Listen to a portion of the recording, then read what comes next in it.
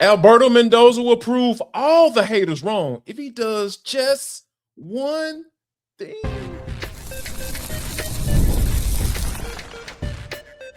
You are Locked On Georgia Tech, your daily podcast on the Georgia Tech Yellow Jackets, part of the Locked On Podcast Network, your team every day.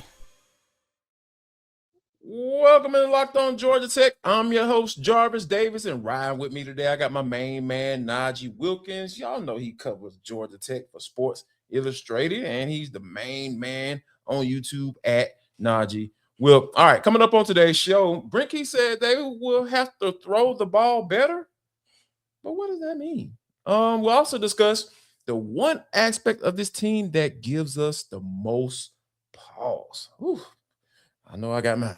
All right, but first, Najeh, I think one of the things that we have to look at when we look at who Alberto Mendoza is, the experience that he doesn't have as a starting quarterback, and I start to think about one of the things that he absolutely has to do in order for Tech to have success in his first year as a starting quarterback for this team. And for me, man, I like to keep it simple. He has to take care of the football. That has to be the thing that is at the front of his mind, in his core, in his being, in his foundation of what he wants to do or establish himself as the starting quarterback on the flats. But, you know, when you think about where you are when it comes to that aspect of it, do you think it's just as simple as of him? You think it's just as simple as saying, okay, don't turn the ball over and Tech will be where they want to be at the end of this year? I think that's a component that will play a factor. Is it the only factor? No. Is it the set thing like, oh, if Jarvis, he only takes care of the football, they're going to be okay? No. It's much more than that. It's much more nuanced than that.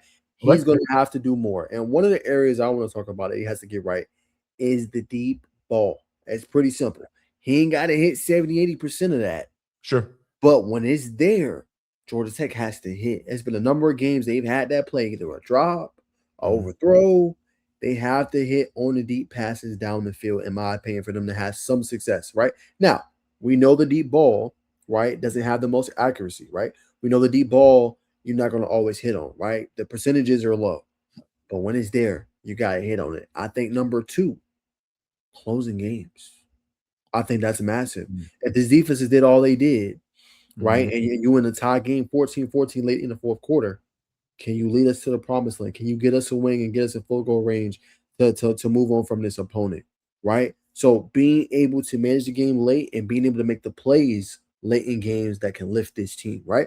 Because if the defense do all they do, let's say they have 2 or 3 turnovers, Jarvis. Let's say they got the ball back to offense a lot. They struggle in that game. Can you make that one drive necessary to propel us, right? Give you an example. Let's say Tennessee goes back and forth. It's 21-21. Defense did what they did. They scored on special teams. Okay. We need a drive, Alberto. Can you give us a drive to knock off Tennessee and give us this SOS win, the strength of schedule win? Yeah, man. I think you make a great point because Tech won 9 games last year. And the majority of those games, Haynes King was the reason that they were able to pull those games out. And there were a lot of tight situations where he was able to make plays with his legs, specifically running the football when this offense was just struggling. They needed to make a play. They didn't throw the ball to someone. He didn't turn around and hand off the ball to someone. It was, hey, I need to put the ball in my hands and I'm going to win us this football game. And I think that being that Alberto Mendoza, even though he can run the ball, I'm not going to say that. He is more mobile than his brother. He is probably the most mobile quarterback. I would say probably the second most mobile quarterback on this roster. But when you look at in those moments when a play needs to be made, I really believe that he's gonna have to be the one to come through, and it can't be with his legs because I don't think he's built like Haynes King was as a quarterback. Haynes King was different. Like the way he was able to run the football, that was a skill set that Alberto Mendoza doesn't have, and shoot probably 70%, 60%, at least 60% of the starters in the ACC don't have. Period. Maybe even 70%. I'm probably just being nice right now, but yeah, man, I think with that means he's gonna have to make plays with that arm. He's gonna have to be. And when you look at the way this offense is built, the foundation of this offense, we already know. If you've been listening to this pod for 24 hours or since we started this bad boy back in November, you know that the foundation of this offense is going to be running the football. And if you aren't able to take advantage of that success or the success of running the rock through play action, via play action, you're going to be in trouble. So, yeah, I think that Alberto Mendoza is going to have to be able to make those necessary throws in those moments that you were talking about. You're going to look at me crazy as hell for what I'm about to say. Okay. But I think his strength from seeing him, I know he only has 25 career passing attempts. I'm not saying he's as decorated as this player. I'm not saying he is this player who's not in the NFL. So I want to put that out there. Okay. But he gives me some semblance of Joe Burrow from LSU, right? And the reason I say that, he's not decorated as him, but what was Joe Burrow's skill set? Accuracy and decision-making. I feel like for Alberto Mendoza, he can thrive in those areas. And we already know about what Coach Winky said. You got to be able to know the checks at the line of scrimmage. Burrow can slice and dice you all day. Burrow doesn't have, like, he's 6'4", right? But he doesn't have the wheels as other players we see in the NFL, right? Mm-hmm. So Mendoza's not going to wow you with that. He can make some runs and different things like that and move the sticks. Move around, yeah. Right. But it's going to be the accuracy, the decision-making, and the line of scrimmage. If he masters those three areas, I think that's the secret weapon for him to dominate this conference, period. Yeah. And I think that is what we're going to have to see from that. He must get right, those three critical areas. And I think that is going to be when you see the world and you see the college football landscape, they fall in love with Mendoza, is because of those three things. Same things that Joe Burrow displayed. I ain't saying they're the same player. They're not. But when you look at what they can specialize in, I feel like Mendoza goes right along that track. And to add to the Joe Burrow comparison, and people might look at me like crazy like that, I think Joe's best assets, not the arm strength. No. It's not the command or none of that. He is an absolute gamer. He's a gamer. Like, when it may not look pretty, but he's gonna get it done. Period. And I've seen that just, from the little things that we saw in the spring, and even in the spring game. Go back to the white and gold game. That first quarter, Najeh, we were sitting right next to each other, and I was just like, sir, ma'am, scouting department, what is going on here? George, Goose, call some plays, throw the ball down the field, bro. Like, yeah. But, and guess what happened in that second quarter? They figured it out. He figured it out. They got better. Start finding Gavin Harris. Like, you start throwing the ball around the yard. You start getting your big tight end involved. Yeah. So those are some of the things that you look for, because there are going to be moments when you're going to struggle. That's going to happen. Exactly. That is going to happen. I don't care how good of a quarterback you are. Doesn't matter. But it's what you do in those moments to get out of them. And we saw right there live and in person. You can say what you want about them guys not tackling all that stuff, but they were full speed in coverage. Well, no. and they were doing a damn good job in that first quarter in coverage. Yep. And then next thing, you start to see it. You start to see that trait. He has that trait. And I think that Joe Burrow is. I know people might look at it like, "Hey, man, do you know he had one of the best college Ever. football seasons I ever? know. I know. I love me some Joe. He my favorite quarterback ever. Absolutely. But you got to look at. You can't ignore the similarities. You can't ignore the traits. Right. Like traits transfer. Like it may look a little different because Alberto and Joe are two totally different physical specimens. But there are some similarities there, and I think that all the haters, all the people ranking this man 14th, 15th in the conference, I'm just like, hey man, they're gonna be looking real stupid if Alberto is able to do what I think he can do in the ACC this year. All right, coming up next, man, we talked about what Alberto Mendoza has to do in order to be that guy, to be the guy that Brent Key thinks he can be. But Najeh, what other part of this team gives you a little bit of pause about the cause for concern? We'll discuss that next.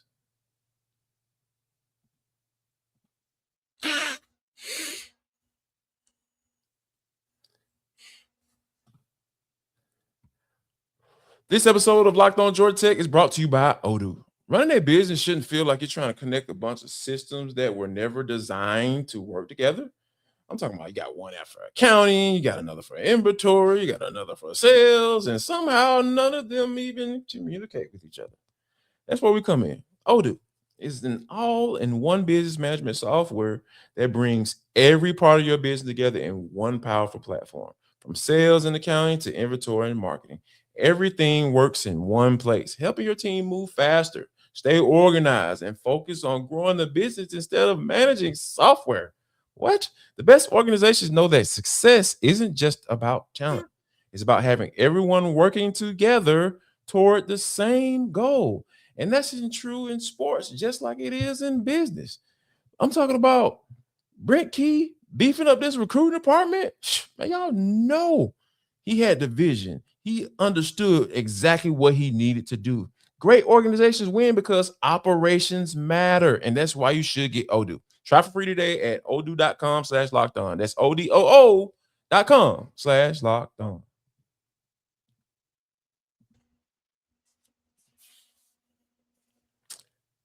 I want to offer opportunity to become part of the Cool Kids. You know that club you were part of when you were in high school? Talking about the Everyday Club this time, though, where you unlock ad-free episodes. All you have to do is click the link in the show notes or go to lockedongeorgiatech.supercast.com.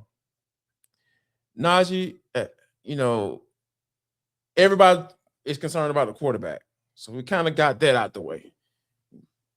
Pinpointed exactly what Alberto Mendoza needs to do in order to take Georgia Tech where they want to be at the end of the year, and that's to be in Charlotte. Like once you get to Charlotte, you know what time it is. You got to win that bad boy, and then you'll put yourself in position to be in the playoffs. But when you think about where this team is currently, post-spring, got a really good idea of who's going to be starters, who's going to be the guy in most positions. But what part of this team or what aspect of this team gives you the most pause to where they're like, oh man, if this don't get right, I don't know if they're going to be in Charlotte. Most people are going to say wide receiver. Okay. I'm going to go offensive line. Okay. I didn't like what I saw in the spring. Okay. I know they got a 5 that's good. I'm worried about depth a little bit. I know you got Cortland Hurd and Courtney Hurd and their young guys, favorite Edgewins in there. You got Xavier Canales. You got Jordan Floyd. I know you got pieces there. I just want to see a little more. I want to see them dominate a little bit more. So you never know, man. Sometimes guys go down. Like, are those guys going to be ready if, knock on wood, somebody goes down? Right? Some inexperience on the offensive line, right? With Jamison Riggs, and potentially Kevin P. Jr. They haven't played. Yeah. Right? Are they going to be ready? Can it mesh in time? Right? Mm-hmm. We seen last year they kind of had a Rolodex. They had Harrison Moore, they had Tena Alo Tupaloa. They were rotating all year. Like sometimes Harrison Moore would start, sometimes Tena would start. right? So it's Carney like, and Riggs, they kind of swapped out a little bit too. Yeah. thank you. Exactly. So like, even though the O-line was good last year, it was Yeah. still some of that. Can this O-line, can this 5 be solidified, or will we see more rotation? The reason it's concern for me and the biggest pause, that is what Coach Key and the identity of his team is the offensive line. Period. He wants to dominate the trenches. You know what I'm saying? He wants to be able to manhandle you, right? On both sides. In order to do that offensively, you need this offensive line to be able to do that. He talked about the need to get bigger. Talked about the need to establish different things. If you can't establish that line of scrimmage, it's going to be a long season, regardless if Mendoza balls or just like it all starts and stops with this offensive line. And they have to be able to dominate an ACC play. And you got 2 SEC opponents this year. That's a little concern for me. Yeah, and I'm with you on that because we talk about identity. We talk about where this offense is, what the first few words that came out of George Godsey's mouth when he was hired to be the offensive coordinator.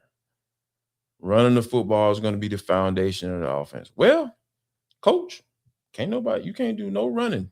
That offensive line isn't right. And I think, you can't assume that Joseph Ionata is going to be the guy, right? Like he did all the right things in the spring. Don't get me wrong. He did exactly what you need him to do as far as being a leader, taking command of this offense, and understanding that, hey, quarterback has a lot of responsibility at the line of scrimmage. He may or may not be the guy to, call out the mic, identify the mic going to the line of scrimmage so he can set the protections and all that, so he can take that off of Alberto Mendoza's plate. We'll figure that out once training camp gets rolling. But the only way this thing is going to work is these guys blocking up front. And I think that you make a great point when you talk about Kevin P being a potential first year starter. You have Jameson Riggs potentially being a first year full-time starter, right? The guy he used to compete with is moving down the right guard. So I'm not too concerned about that.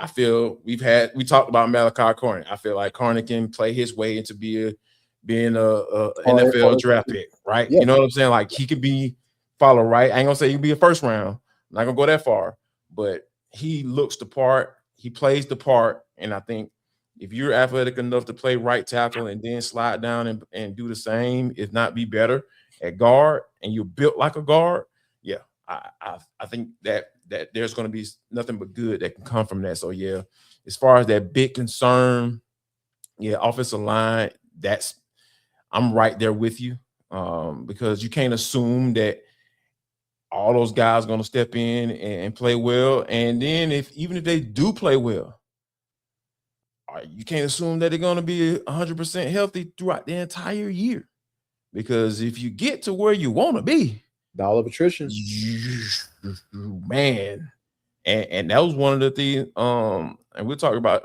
this the interview a little bit later, but Brent Key did an interview on 929 The Game here in Atlanta, and that was the reason why he said he wanted to get bigger, because you want to get as many of those dudes you possibly can, just in case one of them has to play.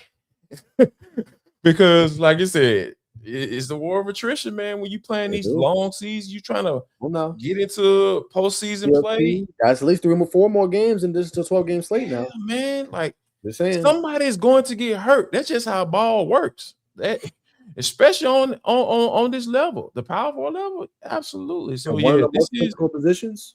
Yeah, exactly. Yeah, so that's why guys like Favorite Edwin, he better be ready, because you might have to step in at guard and tackle. You never know, even if it's for a few plays. So yeah, I think that. But the one thing that I do have a little bit more confidence in, it doesn't necessarily give me pause, is the fact that they do have bodies. They do have guys who've been around. Like, you know what I'm saying? So even though you got a couple of first year starters, going to bat for you on opening night at the Dodd, versus Colorado, there are some guys who've been on college football fields before behind them. So I think they are in a good spot. It's just all about the concern is that offensive line meshing like it's supposed to. And I think that, I think that's you should always be concerned about that. Like, if I'm a head coach, like, making sure those guys are getting enough reps together, getting, seeing all the looks that they're going to see in that first week, and going through all the different scenarios and understanding, like, hey, here's what we're going to do in this particular situation. I think Coach Mo, Coach Godsey, and all those guys are going to be raring to go once we get close to that first game of the season. And I think that, that offensive line being right, though, that it's nothing else after that, because we know the Ferraris and the Lamborghinis in the garage, they ain't gonna be able to come outside if that offensive line is right. No. We won't be able to see them like we need to see them. All right, but coming up next, there was something that Brent Key said on an interview on a local radio station. I know what he said, but I think Najeh gonna have to help me understand what he meant.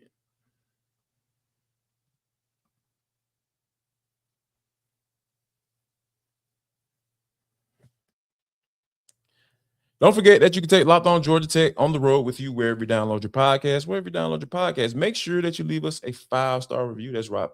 People find out about the show. And if you're still listening, that means you rock with us. Yeah, I know. Yeah, or you still watching. I know you rock with us. So share the good news. We over here dropping this good knowledge for you each and every single day. And it is because of you that we're now in the #1 sports podcast network. All right. Brent Key, Najeh, I need you to help me out. I don't know if I should be concerned. I don't know if it was shade, but Key said something I thought was very interesting in an interview on 929 Game in Atlanta. He said, quote, "We have to throw the ball better." I'm going to make a big assumption. He said that we have to throw. Check it out. Okay. Sorry, I don't know what that was. I don't know why Siri did that. I was just listening to you. Siri, we don't rock with you like that. I ain't say you can be on our show. What's wrong with you, Siri? Don't do that. But yeah. But as I was saying, not Siri, Najeh, what do you feel is the meaning behind Key saying that they have to throw the football better? What do you think he means by that? I think he means as a team, right? I think he means on those critical downs and distances, right? Those third downs, right?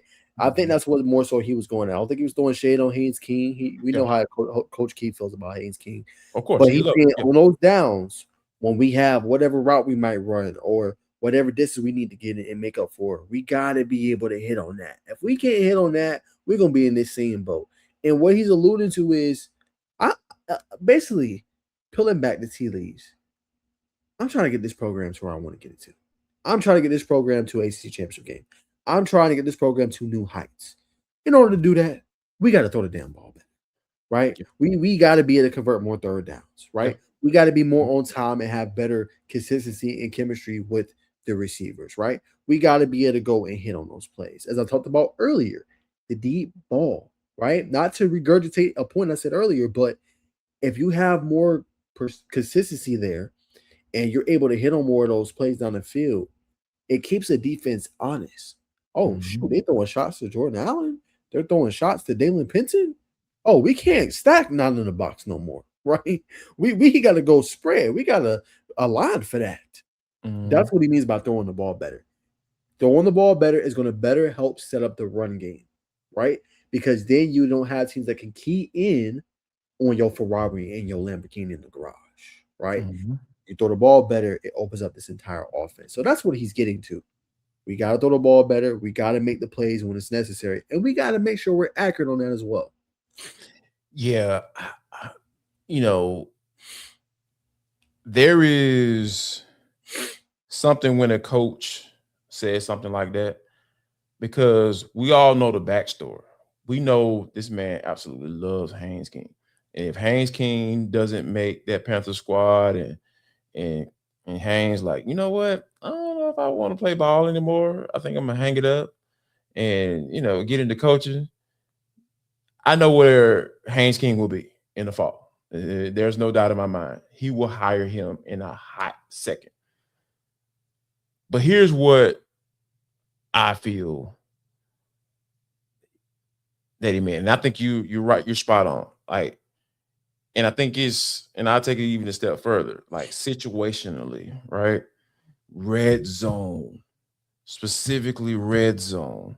We knew that quarterback power, quarterback sweep was coming. But oh my gosh, but what if they're keying in on it? What if they got 12 team, 13 guys in the box? I know it's only 11 people on the field. Don't look at me like that. Not you, Najeh. I know some people taking me so seriously when I say certain things. But even when guys have that much in the box, you got to be able to give them a threat of another look. You got to give them a threat of, hey, they can also do this in this form, in this particular formation. And you don't have a quarterback power, quarterback sweep type of guy. So you have to fill in those gaps on what you're going to do when you get in the red zone. I know you want to just say, hey, man, everybody in the stadium know what we're going to do on first down and second down.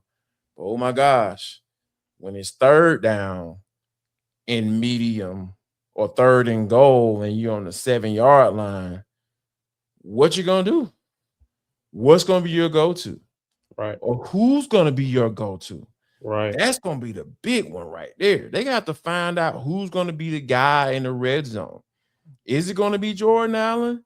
Are you going to be turning around and doing gadget plays and handing the ball off to him, trying to You get can't cute? do that laterally in the red zone. You just can't. They're going to be ready for that. That ain't going to work. Exactly. It's not going to work. So you have to find, is it going to be Kevin Roche? You know what I'm saying? That'd be a great option. Huh? Gavin Harris? Gavin Harris. Huh? You're going to have 12 personnel in and, and working it like that with a one-back set with Justice Haynes back there by himself. Yeah. Those are the type of things you have to be better situationally. And I think that having your best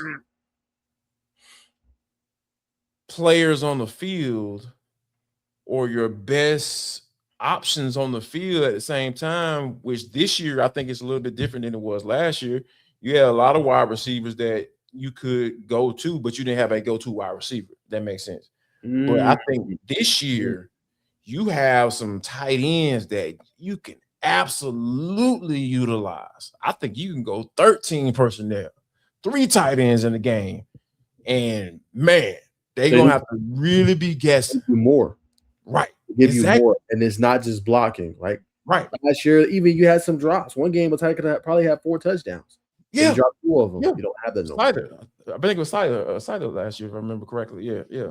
So, like those guys are going to drop the ball. We saw Harris and Roche, they ready. They're not dropping the ball. Like they probably looking at Chris Corbo like, hey, what you gonna do? Because we good over here. You gonna get healthy? Because you don't get healthy, they coming for you. They coming for those snaps. They coming for those catches. They coming for those targets. So I think Key is in the space where one shade. I don't think it was that. I think it was when you're put in situations that you were in last year and you did not have success. Like even go back to the Pop-Tarts Bowl. If Haynes Kings make that throw. We can go back to the game against who it was, Boston College. Right? Or even not even Boston College, I'm sorry. Go back to NC State. Kicking field goals. Come on, man.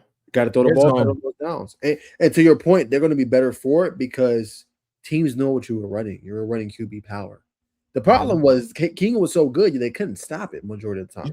There was times they could, but majority of the time they couldn't stop it. But now, in those critical areas, you said, Jarvis, you're going to have to be to throw the ball. You're going to have to be to get to a go-to player or multiple. Yeah. And they're going to be better equipped for that now because it's a different looking offense and they don't have to be predicated and run on one play. Yeah, I know it works. Do it until you stop it. But now I got multiple options, Jarvis. Yeah, man. And it's all about, and a lot of times, man, when it comes to ball, it's not something that is just you have to reinvent or you have to come up with. It can be, it's just as simple as changing the formation. And like you said, when you have 3 tight ends that you can put on the field that can be receiving threats for you, pass threats for you, man, bro. It's yeah. I used to always joke with the offensive coordinator when I was in college, and he used to be throwing different plays at us just to beat us in practice. And I was like, it was one play that I was just like, bro, like you had to be sitting on the toilet stool and came up with that play because you just pulled that one out, Joe. You know what? I was that guy, Najeh. Like I know you can't tell, you know what I'm saying, but I was that type of guy to say certain things like that. But yeah, man, it's just when you're an offensive coordinator, you're a play caller, especially if you got that knack for being creative.